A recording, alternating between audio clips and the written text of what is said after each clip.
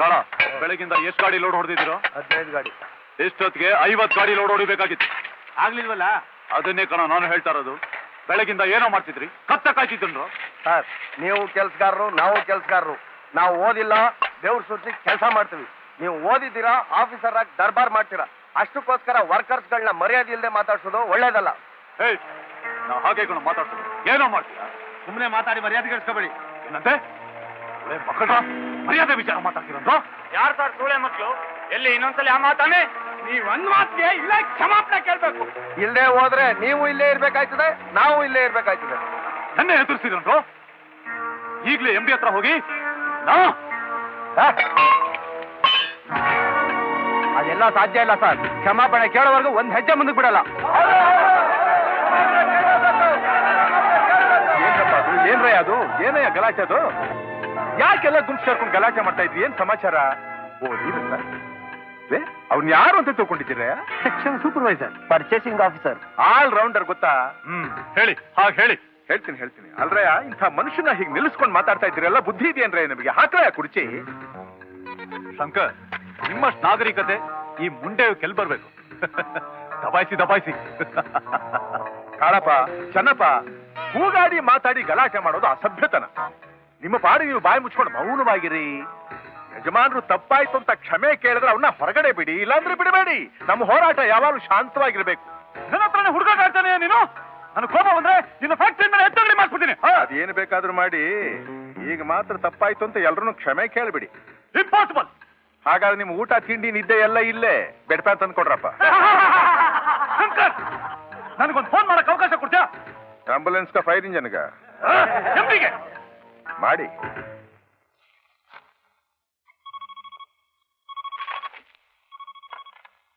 Hello, ನಾನ್ madam Rajmohan ಮಾತಾಡ್ತಿರೋದು. S Rajmohan? Shankar ಕೆಲಸಗಾರನೆಲ್ಲ ಗುಂಪಿಸ್ಕೊಂಡು ನನ್ನ ಗೆಲುವು ಮಾಡ್ತಾ ಇದ್ದಾರೆ. ಶಂಕರ್ ಘೆರಾವ್ ಮಾಡ್ತಾ ಇದ್ದಾರಾ? ಹೌದು ಮೇಡಮ್, ನಾವು ಹೊರಗೆ ಬರಕ್ಕಾಗದೆ ಒತ್ತಾಡ್ತಾ ಇದ್ದೀನಿ. ನೀವು ಮರದೆ ಹೋದ್ರೆ ನಾ ಇಲ್ಲೇ ಸಾಯ್ಬೇಕಾಗತ್ತೆ. ಓಹ್ ಡ್ಯಾಮ್ ಇಟ್. ಈಗ MD ಬರ್ತಾ ಇದ್ದಾರೆ, ನಿಮ್ಗೆಲ್ಲ ಸರಿಯಾದ ಬುದ್ಧಿ ಕಲಿಸ್ತಾರೆ. ಏನ್ರಿ ಮಾಡ್ತಾ ಇದ್ರ ಇಲ್ಲಿ ಗುಂಪು ಕಟ್ಕೊಂಡು? ಇದೇನು ಫ್ಯಾಕ್ಟ್ರಿ ಅನ್ಕೊಂಡಿದ್ರು, ಫಿಶ್ ಮಾರ್ಕೆಟ್ ಅನ್ಕೊಂಡಿದ್ರು? ಏನ್ರಿ ಈಚೀಚೆಗೆ ಫ್ಯಾಕ್ಟ್ರಿಲಿ ದಿನಕ್ಕೊಂದೊಂದು ಗಲಾಟೆ ನಡೀತಾ ಇದೆ. ಯಾರ್ರೀ ಕಾರಣ?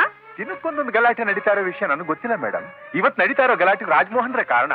ರಾಜ್ಮೋಹನ್ ಸೆಕ್ಷನ್ಗೆ ಚೀಫ್. ಅವ್ರಿಗೆ ಯಾರಾದ್ರೂ ಅವಮಾನ ಮಾಡಿದ್ರೆ ಒಬ್ಬೊಬ್ಬರ ಮೇಲೂ ಕ್ರಮ ತಗೋತೀನಿ. ಹಾಗೇನ್ರಿ ಮಾಡ್ತೀರಾ? ನಾನೇನ್ ಮಾಡಬಲ್ಲೆ ಮೇಡಮ್, ಮುಂದಿನ ಪರಿಣಾಮ ಸ್ವಲ್ಪ ಹಿತಕರವಾಗಿರುತ್ತೆ. ನನ್ನನ್ನು ಹೆದರ್ಸ್ತೀರಾ? ಎದುರಾಳಿ ಎದೆ ಸಿಳುವಂತ ನೋಟ ಇರೋ ಈ ಕಣ್ಣನ ಮುಂದೆ ನಿಂತ್ಕೊಂಡು ಹೆದರ್ಸಕ್ಕಾಗತ್ತಾ? ನೀವೇನು ನನ್ನ ಕಣ್ಣಿನ ವಿಷಯ ಮಾತಾಡ್ಬೇಕಾಗಿಲ್ಲ. ಇನ್ಯಾರ ಕಣ್ಣಿನ ವಿಷಯ ಹೇಳಿ? ಅವ್ರ ಕಣ್ಣಿನ ವಿಷಯ ಹೇಳಿ. ಅವ್ರ ಕಣ್ಣಿರ್ಲಿ. ರಾಜ್ಮೋಹನ್ಗೆ ಯಾಕ್ರಿ ಕುರ್ಚಿ ಹಾಕಿದ್ದು? ಅವ್ರು ನಿಂತಿದ್ದ ಜಾಗದಲ್ಲಿ ಕುರ್ಚಿ ಇರ್ಲಿಲ್ಲ ಮೇಡಮ್. ಅದಕ್ಕೆ ಕ್ಷಮೆ ಕೇಳಿ ಅಂತ ಯಾಕ್ರಿ ಫೋರ್ಸ್ ಮಾಡಿದ್ದು? ಅವ್ರು ಅನುಭಾರದ ಮಾತಂದ್ರು ಮೇಡಮ್. ಅದಕ್ಕೆ ಮಾತು ತಾನೆ, ಅದರಿಂದೇನಾಯ್ತು? ತಲೆನಾ ಹೋಯ್ತು? ಅಯ್ಯೋ, ಮಾತು ಮನೆ ಕೆಡಿಸ್ತು, ತೂತು ಒಲೆ ಕೆಡಿಸ್ತು ಅಂತ ಗಾದೆನೇ ಇದೆ ಮೇಡಮ್. ನೀವ್ಯಾಕ್ರ ಏನಾಗ್ತೀರಿ ಮೇಡಮ್? ಅವ್ರ ಆಫೀಸರ್, ನಾವು ಕಾರ್ಮಿಕರು. ನಮ್ಮಿಬ್ಬರ ಮೈನಲ್ಲಿ ಹರಿತಾ ಇರೋದು ಒಂದೇ ರಕ್ತ. ಅವರಷ್ಟು ಐಶ್ವರ್ಯ ನಮಗಿಲ್ದೆ ಹೋದ್ರು ಸ್ವಾಭಿಮಾನಕ್ಕೇನು ನಮ್ಮಲ್ಲಿ ಕೊರತೆ ಇಲ್ವಲ್ಲ. ನಮಗ್ ಸಂಬಳ ಕೊಡೋ ಯಜಮಾನಿ ನೀವು. ಸತ್ರು ನಿಮ್ ಬಾಯಿನಲ್ಲಂತಹ ಮಾತು ಬರೋದಿಲ್ಲ. ಅಂತ ಮಾತೇನ್ರಿ ಅವ್ರೊಂದದ್ದು? ಕಾರ್ಮಿಕರನ್ನ ಸೂಳೆ ಮಕ್ಕಳು ಅಂದ್ರು. ಅದು ತಪ್ಪು. ಒಬ್ಬ ನಾಗರಿಕರ ಬಾಯಿನಲ್ಲಿ ಬರುವಂತಹ ಮಾತಲ್ಲ. ಕ್ಷಮಾಪಣೆ ಕೇಳ್ಕೋಬೇಕು ಅಂತೆ. ನಾವ್ ಹೇಳಿದ ಅವಮಾನ, ಅವ್ರು ಹೇಳಿದ್ದೇ ಸನ್ಮಾನ ಅಂತ ತಾವು ಭಾವಿಸೋದಾದ್ರೆ ನಮ್ಮ ಆಕ್ಷೇಪಣೆ ಏನೂ ಇಲ್ಲ. ನಿಮ್ಮ ಭಾಷಾ ಜ್ಞಾನಕ್ಕೆ ಪ್ರಶಸ್ತಿ ಕೊಡಬೇಕಾಗುತ್ತೆ. Shut up! What do you think of yourself? ಈ ಫ್ಯಾಕ್ಟರಿ ನೀವೇನ್ ಕೊಂಡ್ಕೊಂಡಿದ್ದೀನಿ ಅಂತ ಅನ್ಕೊಂಡಿದ್ದೀರಾ? 2 ಅಕ್ಷರ ಇಂಗ್ಲಿಷ್ ಬಂದಾಕ್ಷಣ ಯಾರನ್ನ ಯಾವ ರೀತಿ ಬೇಕಾದ್ರೂ ಆಡಿಸ್ಬೋದು ಅಂತ ಅನ್ಕೊಂಡಿದ್ದೀರಾ? ಅವ್ರು ಸೂಳೆ ಮಗ ಅಂತಿದ್ದು ನಿಮ್ಮನ್ನ? ನಾನು ನಂದಿದ್ರೆ ಅವ್ರ ಹಲ್ಲು ಒಂದು ಉಳಿತಾ ಇರ್ಲಿಲ್ಲ. ಅಷ್ಟೊಂದು ಕೋಪ ನಿಮಗೆ? ಕೆಲಸಗಾರರು ನನ್ನ ಎದುರಿಗೆ ನಿಂತ್ಕೊಳ್ಳೋದಕ್ಕೆ ಹೆದರುವಾಗ 10 ಜನದ ಎದುರು ನನಗೆ ಬುದ್ಧಿ ಹೇಳ್ತೀರಾ? I dismiss you. Get out!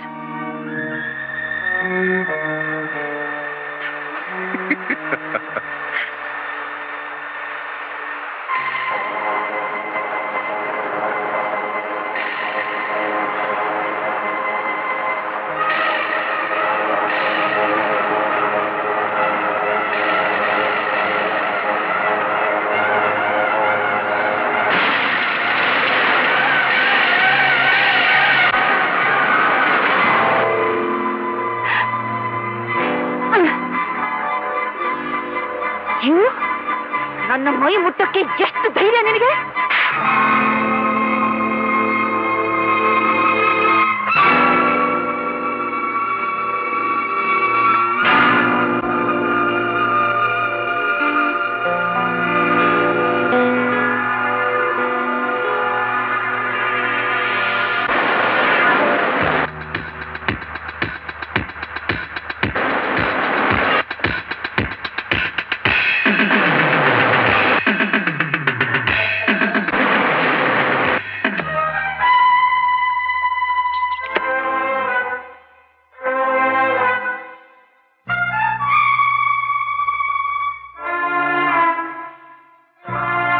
ಏನ್ ಹಾಗೆ ನೋಡ್ತಾ ಇದೀಯಾ?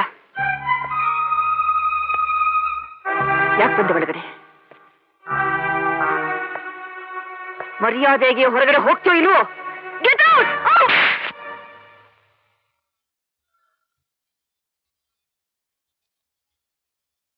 ನಾನೀ ಕೆಲಸ ಅಲ್ಲೇ ಮಾಡ್ತಾ ಇದ್ದೆ. ನೀನೀ ಕಾರ್ಖಾನೆ ಯಜಮಾನಿ, ಕೆಲಸಗಾರ ಎದುರಿಗೆ ಅವಮಾನ ಆಗ್ಬಾರ್ದು ಅಂತ ಸುಮ್ಮನೆ ಆದೆ. ಈ ನಿನ್ನ ಸುಮಕೋಮಲವಾದ ದೇಹನ ತಬ್ಕೋಬೇಕು ಅನ್ನೋ ಚಪಲ ನನಗೇನಿರ್ಲಿಲ್ಲ. ನಾನು ಹಾಗೆ ಹಿಡ್ಕೊಳ್ಳದೆ ಹೋಗಿದ್ರೆ ನೀನಿಷ್ಟೊತ್ತು ಸುಟ್ಟು ಬೂದಿಯಾಗಿ ಹೋಗ್ತಿದ್ದೆ.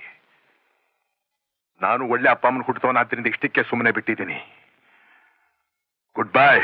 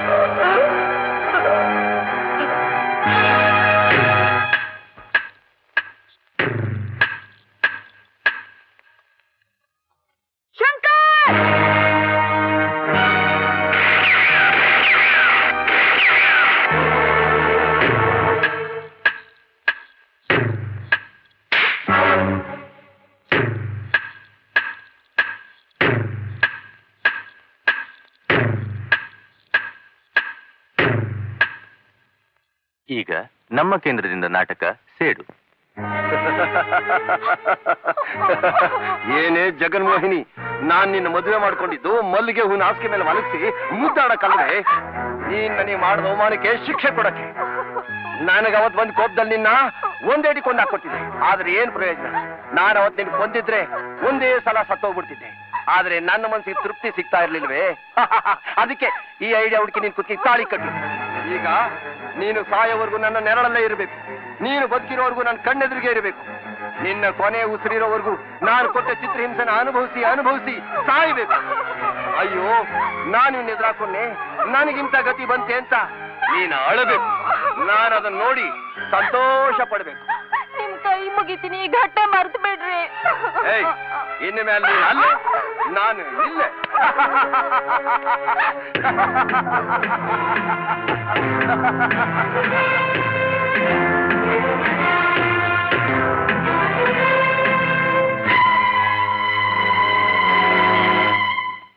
ಚಟ್ನಿ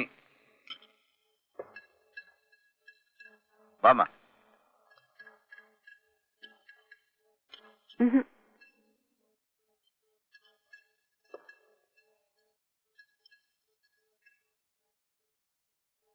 ಡ್ಯಾಡಿ, ಏನಮ್ಮ? ನಿಮ್ ಹತ್ರ ಒಂದು ವಿಷಯ ಮಾತಾಡ್ಬೇಕು. ಮಾತಾಡಮ್ಮ, ಅದಕ್ಕೇನು? ನಾನು ಮದುವೆ ಮಾಡ್ಕೋಬೇಕು ಅಂತ ನಿರ್ಧಾರ ಮಾಡ್ಬಿಟ್ಟೆ. ಇಂಥ ಒಂದ್ ಮಾತು ಕೇಳ್ಬೇಕು ಅಂತ ನಾನು ಎಷ್ಟು ವರ್ಷಗಳಿಂದ ಕಾದಿದ್ದೆ. ಈ ದಿವಸ ನಿಮ್ಮಮ್ಮ ಬದುಕಿದ್ರೆ ಎಷ್ಟು ಸಂತೋಷ ಪಡ್ತಾ ಇದ್ಲು ಏನೋ. ಇಂಥ ಮಾಡೋ ಹಾಗಿಲ್ಲ.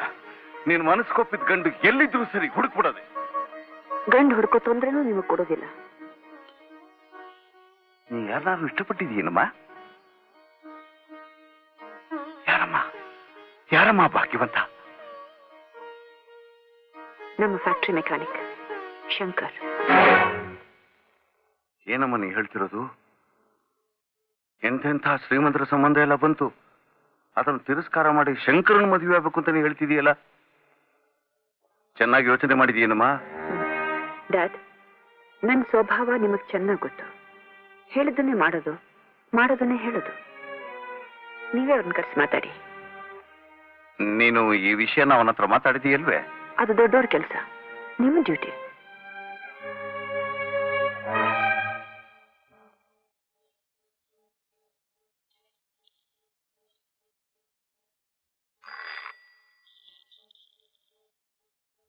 ಏನ್ ಮೇಡಮ್?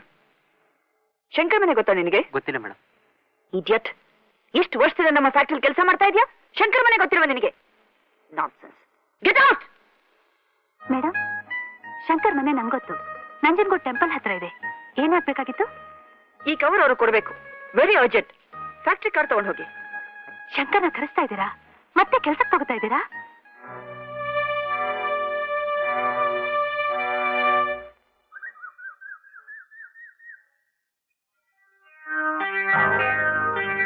ಶಂಕರ್ ಸರ್, ನನ್ನ ಮಗಳು ನಿನ್ನ ಇಷ್ಟಪಟ್ಟಿದ್ದಾಳೆ ಕಣಯ್ಯ. ನಿನ್ನೆ ಮದುವೆ ಆಗ್ತಾಳಂತೆ. ನೀನು ಭಾಗ್ಯವಂತ, ಪುಣ್ಯವಂತ. ಶಂಕರ್ ಶಂಕರ್ ಶಂಕರ್ ಶಂಕರ್ ಏನು ಹೀಗಾಗ್ಬಿಡ್ತು? ಹೀಗಾಗ್ಬಾರ್ದು, ಬೇರೆ ತರ ಹೇಳ್ಬೇಕು. ನಮಸ್ಕಾರ ಸರ್. ಓ ಶಂಕರ್, ಬಾ ಬಾ. ಏನ್ ಸರ್, ಅರ್ಜೆಂಟ್ ನಿಮ್ಮನ್ನ ನೋಡ್ಬೇಕು ಅಂತ ಲೆಟರ್ ಕಳಿಸಿದ್ರಲ್ಲ ನನಗೆ, ಯಾಕೆ? ಅದಾ ಹೇಳ್ತೀನಿ, ಬಾ ಬಾ ಬಾಪ. ಇದೇ ಫಸ್ಟ್ ಟೈಮ್ ಅಲ್ವೇ ನಮ್ಮ ಮನೆ ಬರ್ತಿರೋದು? ಏನ್ ಸರ್ ಹೀಗೆ ಹೇಳ್ತೀರಿ? ನಾನು ಕೆಲ್ಸಕ್ಕೆ ಅಪ್ಲಿಕೇಶನ್ ಕೊಟ್ಟಿದ್ದೆ ಮನೇಲಲ್ವೇ? ಓ ಹೌದಲ್ವೇ? ಈ ಮನೆ ನೋಡಿದ್ಯಾ? ಹೇಗಿದೆ? ಹೇಗಿದೆ ಅಂದ್ರೇನು ಸರ್? ಅರಮನೆ ಇದ್ದಾಗಿದೆ ಅಲ್ಲ, ನಿಂದೆ. ಹೇಳ್ತೀನಿ ಹೇಳ್ತೀನಿ, ಬಾ.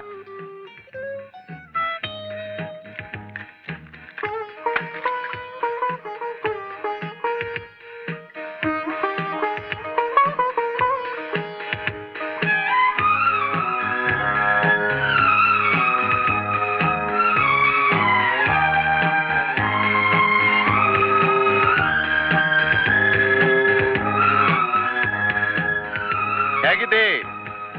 ಲಕ್ಷ್ಮಿ ಕಟಾಕ್ಷ ಆದ್ಮೇಲೆ ಕೇಳೋದೇನಿದೆ ಸರ್? ಎಲ್ಲ ನಿಂದೆ ನಿಂದೆ. ವಿಷಯ ಇದೆ, ವಿಷಯ ಇದೆ, ಬೈಲಿ. ರವಿವರ್ಮನ ಮೊಮ್ಮಗ ಚಂದ್ರವರ್ಮ ಪೇಂಟ್ ಮಾಡಿದ್ದು ಹೇಗಿದೆ? ತುಂಬಾ ಇದು ಮಾತ್ರ ನಾನು ಹೇಳೋದಿಲ್ಲ ಸರ್.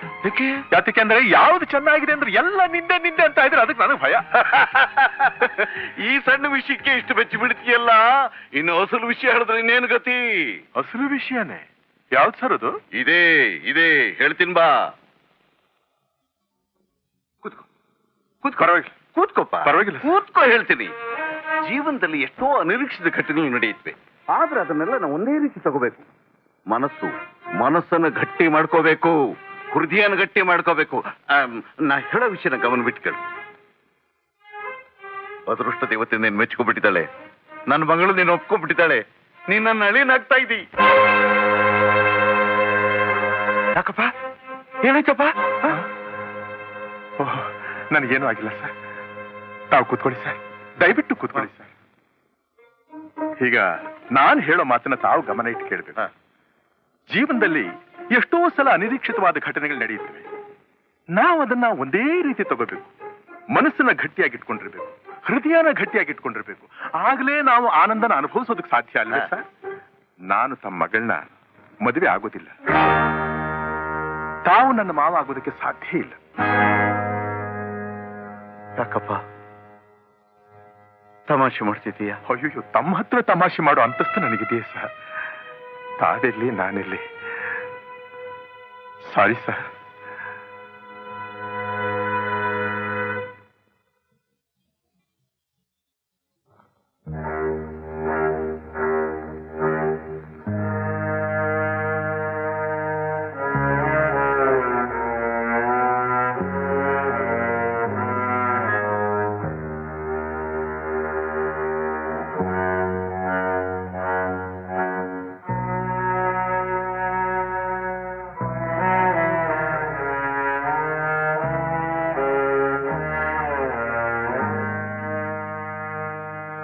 ಶಂಕರ್ ಬಂದಿದ್ರ ರೆಡ್ಡಿ? ಮಾತಾಡಿದ್ರ? ಏನ್ ಹೇಳಿದ್ರು? ಈ ಮದುವೆ ಸಾಧ್ಯ ಇಲ್ಲ ಅನ್ಬಿಟ್ಟು.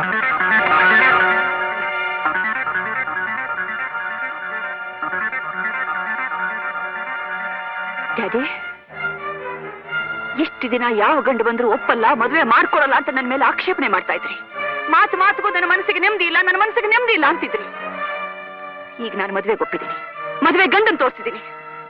ಅವನೇನು ಕೋಟ್ಯಾಧೀಶ್ವರನಲ್ಲ, ದೊಡ್ಡ ವಿಜ್ಞಾನಿ ಅಲ್ಲ, ಡಾಕ್ಟರ್ ಅಲ್ಲ, ಪ್ರೊಫೆಸರ್ ಅಲ್ಲ. ಆಫ್ಟರ್ ಆಲ್ ನಮ್ ಕೈ ಕೆಲ ಕೆಲಸ ಮಾಡ್ತಾರೋ ಒಬ್ಬ ಸಾಧಾರಣ ಮೆಕ್ಯಾನಿಕ್. ಅವನನ್ನ ನೀವು ಒಪ್ಸಕ್ಕಾಗಲ್ಲ ಅಂತಂದ್ಮೇಲೆ ದಯವಿಟ್ಟು ನನ್ನ ಮದುವೆ ವಿಷಯ ನಿನ್ ಮೇಲೆ ಎತ್ತಬೇಡಿ. ಆಶಾ, ಆಶಾ,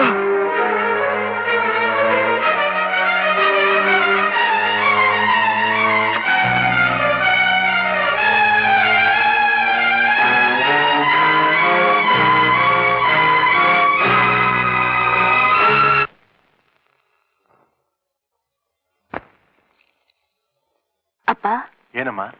ತಗೊಳ್ಳಿಪ್ಪ. ಯಾರ್ದಮ್ಮ? ನೀವೇ ಓದಿ.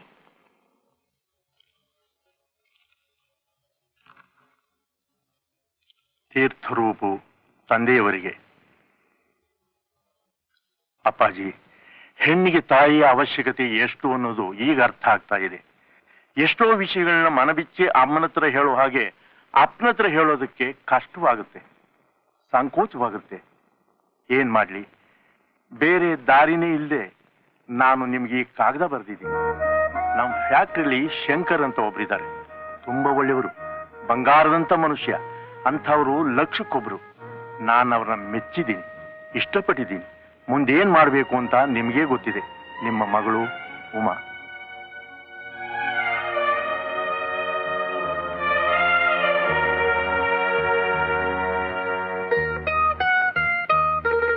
ನಾನು ಎಷ್ಟೋ ಗಂಡುಗಳನ್ನ ನೋಡಿದೆ, ಯಾರೂ ನನಗೆ ಒಪ್ಪಿಗೆ ಆಗ್ಲಿಲ್ಲ. ಶಂಕರ್ನ ನೀನು ಒಪ್ಪಿದೀಯ ತಾನೆ? ಎಲ್ಲಿದ್ದಾನೆ? ನಂಜನಗೂಡ್ನಲ್ಲಿ. ಇವತ್ತೇ ಹೋಗೋಣ. ಹೊಳಹೊಳೆಯುವ ಕಣ್ಣುಗಳ ಕಾಂತಿಗಳು, ಥಳಥಳಿಸುವ ವದನ ಪ್ರಭೆ, ರತ್ನಾವಳಿಯ ಬಹುವಿಧ ರಶ್ಮಿಗಳು, ಲಾವಣ್ಯ ಲಹರಿಗಳು, ಎಳೆನಗೆ ಸುಳಿವಲ್ಲು ಮುಕ್ತಾವಳಿಗಳ ಬೆಳಕು. ನಮಸ್ಕಾರಮ್ಮ. ಓ ಉಮಾ, ಬಾಮ್ಮ ಬಾ. ಚೆನ್ನಾಗಿದೀಯಾ? ಚೆನ್ನಾಗಿದ್ದೀನಮ್ಮ. ಗಿರಿಜಾ, ಒಂದ್ ಕುರ್ಚಿ ತಂದು ಹಾಕಮ್ಮ. ಅಮ್ಮ, ಇವ್ರು ನಮ್ ತಂದೆ. ಹಾ ಹಾ, ನಮಸ್ಕಾರ. ತುಂಬಾ ಸಂತೋಷ. ಏನ್ ಮಾಡ್ಕೊಂಡಿದ್ದೀರಿ? ಗೌರ್ಮೆಂಟ್ ಹೈಸ್ಕೂಲ್ ನಲ್ಲಿ ಮಾಸ್ಟರ್ ಆಗಿದ್ದೆ, ಹಾ. ಈಗ ರಿಟೈರ್ಡು. ಮನೇಲೆ 4 ಮಕ್ಕಳು ಪಾಠ ಹೇಳ್ತಾ ಇದ್ದೀನಿ. ಕೂತ್ಕೋಮ್ಮ. ಪರವಾಗಿಲ್ಲಮ್ಮ. ಕೂತ್ಕೋಮ್ಮ, ಪರವಾಗಿಲ್ಲ. ದೇವಸ್ಥಾನಕ್ಕೆ ಬಂದಿದ್ರಾ? ಮೈಸೂರಿನವ್ರಿಗೆ ನಂಜನಗೂಡು ದೇವಸ್ಥಾನ ಹೊಸ್ತೆ. ನಿಮ್ಮ ಆರೋಗ್ಯ ಚೆನ್ನಾಗಿಲ್ಲ ಅಂತ ಉಮಾ ಹೇಳ್ತಾ ಇದ್ಲು. ನನಗೂ ನಿಮ್ಮನ್ನ ನೋಡ್ಬೇಕು ಅಂತ ಇತ್ತು. ಹೇಗೋ ಇವತ್ತು ಇವಳಿಗೆ ರಜಾ ಇತ್ತು. ನಿಮ್ ಯೋಗಕ್ಷೇಮ ವಿಚಾರಿಸ್ಕೊಂಡು ಹಾಗೆ ಮುಖ್ಯವಾದ ಒಂದು ವಿಷಯ ಮಾತನಾಡೋಣ ಅಂತ ಬಂದೆ. ಹಾ. ಶಂಕರ್, ಬಾರಯ್ಯ. ಶಂಕರ್, ನಮಸ್ಕಾರಮ್ಮ. ನಮಸ್ಕಾರ. ಓ, ಏನಮ್ಮ ನೀನಿಲ್ಲಿ? ನಂಜನಗೂಡಿಗೆ ಬಂದಿದ್ವಿ, ಹಾಗೆ ಇವ್ರನ್ನ ನೋಡ್ಕೊಂಡು ಹೋಗೋಣ ಅಂತ ಬಂದ್ವಿ. ಕೂತ್ಕೊಳ್ಳಿ ಸರ್. ಅಮ್ಮ, ಇವ್ರು ನಮ್ಮ ಫ್ಯಾಕ್ಟ್ರಿ ಯಜಮಾನ್ರು. ನಮಸ್ಕಾರ. ಅವರು ಲಕ್ಷ್ಮಣ್ ರಾಯರು, ಜನರಲ್ ಮ್ಯಾನೇಜರ್. ದೊಡ್ಡ ದೊಡ್ಡವರೆಲ್ಲ ಹೀಗೆ ಮನೆಗೆ ಬಂದಿರುವಾಗ ಶಂಕರು ಎಲ್ಲೋ ಹೋಗಿದ್ದಾನೆಯೇ? ಎಲ್ಲೂ ಹೋಗಿಲ್ಲಮ್ಮ, ಇಲ್ಲೇ ಇದ್ದಾನೆ. ನಮ್ಮ ಮನಸ್ಸು ತುಂಬಾ ತುಂಬಿದ್ದಾನೆ. ನಿಜ ಹೇಳಿದೆ ಮೋಹನ್ ರಾವ್. ಅಮ್ಮ, ಎಂಥ ಮಗನ ಹೆತ್ತಿದಿರಮ್ಮ. ನಿಮ್ ಮಗ ಅಂದ್ರೆ ನಮ್ಮ ಮೋಹನ್ ರಾಯರಿಗೆ ಪಂಚ ಪ್ರಾಣ. ಯಾಕೆ ಗೊತ್ತೇ? ಇವ್ರ ಪ್ರಾಣ ಉಳಿಸಿದವನೇ ಅವನು. ಮೊನ್ನೆ ಏನಾಯ್ತು ಗೊತ್ತೇನಮ್ಮ? ಯಂತ್ರಗಳ ವ್ಯಾಪಾರದಲ್ಲಿ ಏಜೆಂಟ್ರು ಮೋಸ ಮಾಡೋದನ್ನು ಪತ್ತೆ ಹಚ್ಚಿಬಿಟ್ಟು 5 ಲಕ್ಷ ರೂಪಾಯಿ ಉಳಿಸ್ಕೊಟ್ಬಿಟ್ಟ ನಿಮ್ ಮಗ. ನಮ್ಮ ಸಂತೋಷಕ್ಕೆ ಒಂದು 20,000 ರೂಪಾಯಿ ಕೊಡಕ್ ಹೋದ್ರೆ ನನಗೆ ಬೇಡ, ಕಾರ್ಮಿಕರ ನಿಧಿ ಕೊಟ್ಬಿಡಿ ಅಂತ ಅನ್ಬಿಟ್ಟ. ಎಂಥ ಒಳ್ಳೆ ಗುಣ, ಎಂಥ ಒಳ್ಳೆ ಗುಣ. ಎಲ್ಲ ತಮ್ಮಂಥ ದೊಡ್ಡವರ ಆಶೀರ್ವಾದ. ನಮ್ಮ ಆಶೀರ್ವಾದ ಇರ್ಲಿ, ನಮಗೆ ನಿಮ್ಮ ಆಶೀರ್ವಾದ ಬೇಕಾಗಿದೆ. ನನ್ನ ಆಶೀರ್ವಾದನೇ. ಎಂಥ ದೊಡ್ಡ ಮಾತು. ಹೌದು ತಾಯಿ, ಎಷ್ಟೇ ಆದ್ರೂ ಗಂಡ ಹೆತ್ತವರು. ನೋಡಿ, ಇದು ನಮ್ಮ ಮೋಹನ್ ರಾಯರ್ ಮಗಳು.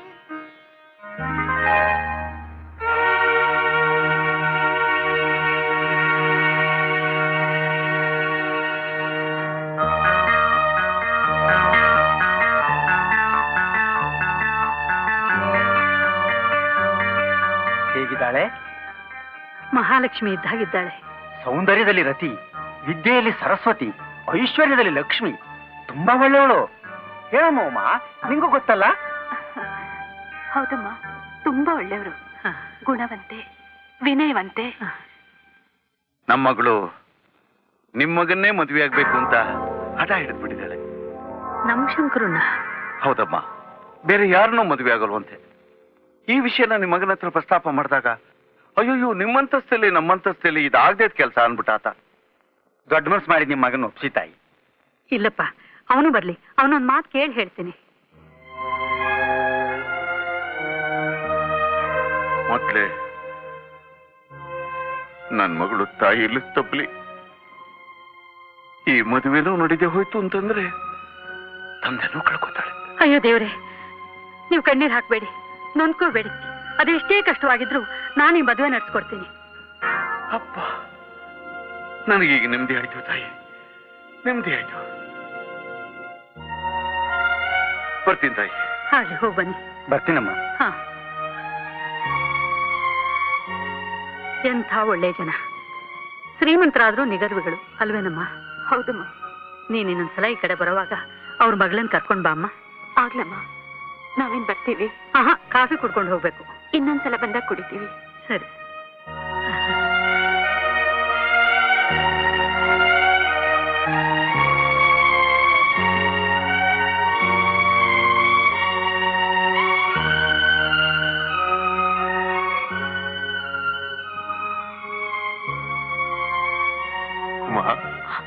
ಯಾಕಮ್ಮ ನಿಂತ್ಕೊಂಡೆ?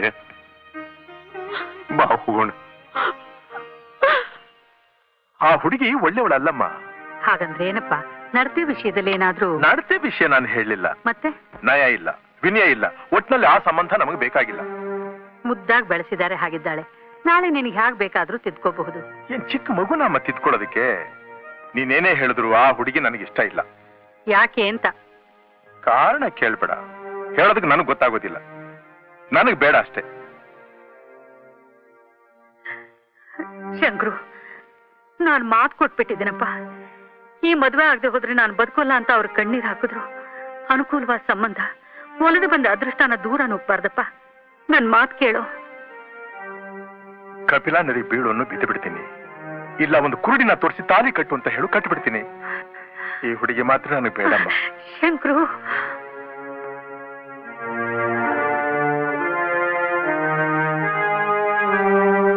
ಈಗೇನ್ ಮಾಡ್ಲಿ? ಇವನ್ ನಂಬಿ ನಾನು ಅವ್ರಿಗೆ ಭರವಸೆ ಕೊಟ್ಬಿಟ್ನಿ. ಅಪ್ಪ ನಂಜುಂಡೇಶ್ವರ, ನೀನೇ ದಾರಿ ತೋರ್ಸಪ್ಪ.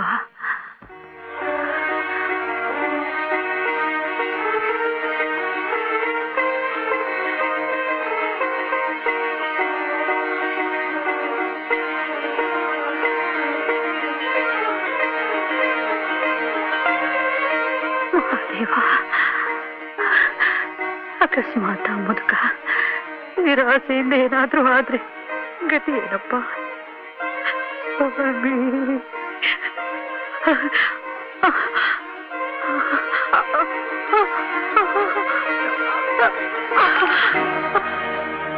ಅಮ್ಮ, ಏನಾಯ್ತಮ್ಮ? ಅಣ್ಣ, ಶಂಕರಣ್ಣ, ಬೇಗ ಬನ್ನಿ ಅಣ್ಣ, ಅಮ್ಮ ಬಿಟ್ಬಿಟ್ರು. ಅಮ್ಮ, ಯಾಕಮ್ಮ ಯಾಕಮ್ಮ ಬಿದ್ದುಬಿಟ್ಟೆ? ಏನಾಯ್ತು?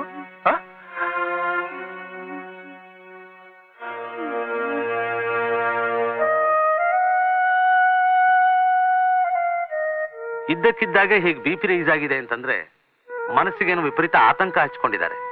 ಭಯವಿಲ್ಲ, ಔಷಧಿ ಇಂಜೆಕ್ಷನ್ ಕೊಟ್ಟಿದ್ದೇನೆ. ಮನಸ್ಸಿಗೆ ಚಿಂತೆ ಹಚ್ಕೊಳ್ದಿದ್ರೆ ಎಲ್ಲ ಸರ್ ಹೋಗುತ್ತೆ.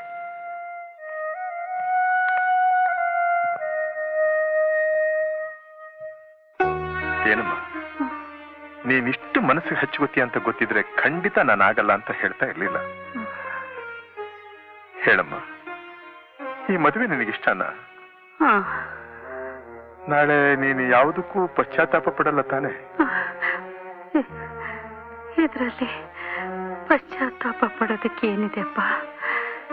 ನೀನ್ ಚೆನ್ನಾಗಿದ್ರೆ ಅದೇ ನನಗೆ ಸಂತೋಷ. ಸರಿಯಮ್ಮ, ನಾನು ಈ ಮದುವೆಗೆ ಒಪ್ಕೋತೀನಿ.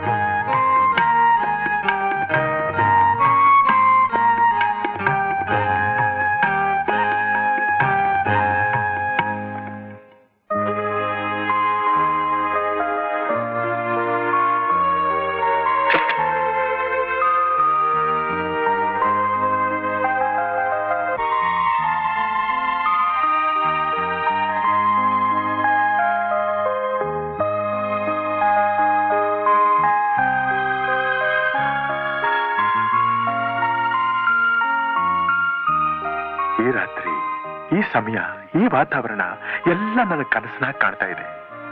ಕೋಟ್ಯಾಂತರ ರೂಪಾಯಿ ಆಸ್ತಿಗೆ ಯಜಮಾನಿ ಆಗಿದ್ರು ಒಬ್ಬ ಸಾಮಾನ್ಯ ಕಾರ್ಮಿಕನ್ನ ಬಯಸಿ ಮದುವೆ ಆಗುವುದು ಅಂದ್ರೆ ನಿಜವಾಗ್ಲೂ ಇದು ಚರಿತ್ರೆಯಲ್ಲಿ ಬರೆದಿರಬೇಕಾದ ಘಟನೆ. ಆಮೇಲೆ ನಾವಿಬ್ಬರು ವಿರಸದಲ್ಲೇ ಪರಿಚಯವಾಗಿ ವಿರಸದಲ್ಲೇ ಸೇರ್ತಾ ಇದ್ರು. ಅದು ಈ ರೀತಿ ಸರಸಕ್ಕೆ ನಾಂದಿ ಆಗುತ್ತೆ ಅಂತ ನಾನು ಅಂದ್ಕೊಂಡಿರ್ಲಿಲ್ಲ. ನಿಜವಾಗ್ಲೂ ನಾನು ಅದೃಷ್ಟವಂತ. ಅದೃಷ್ಟ ನಿಮ್ದಲ್ಲ, ನಂದು. ನಮ್ಮಿಬ್ರದು ಅದೃಷ್ಟವೇ ಅಲ್ಲ ಅಂತೀಯ?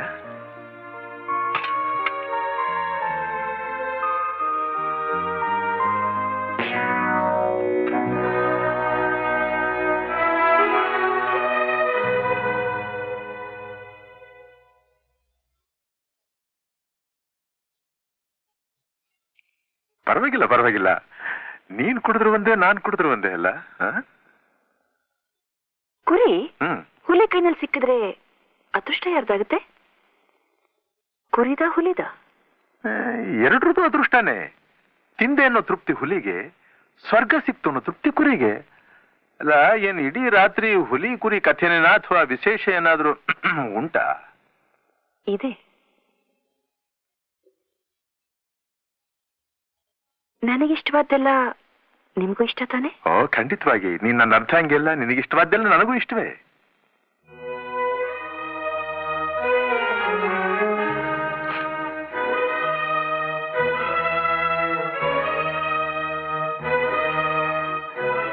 ಇವು ನನ್ನ ಅಚ್ಚುಮೆಚ್ಚಿನ ಪುಸ್ತಕಗಳು. ಆಕ್ರೋಶ, ವಿಷಕನ್ಯೆ, ಸರ್ಪಮತ್ಸರ. ಹೇಗಿದೆ?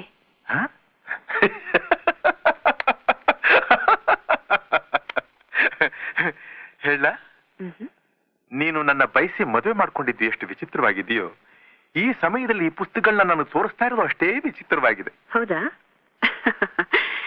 ಇದೆಲ್ಲ ನೋಡಿದ್ಮೇಲೆ ನನ್ನ ಮನಸ್ಸಲ್ಲಿ ಏನಿದೆ ಅಂತ ಹೇಳಿ ನೋಡೋಣ.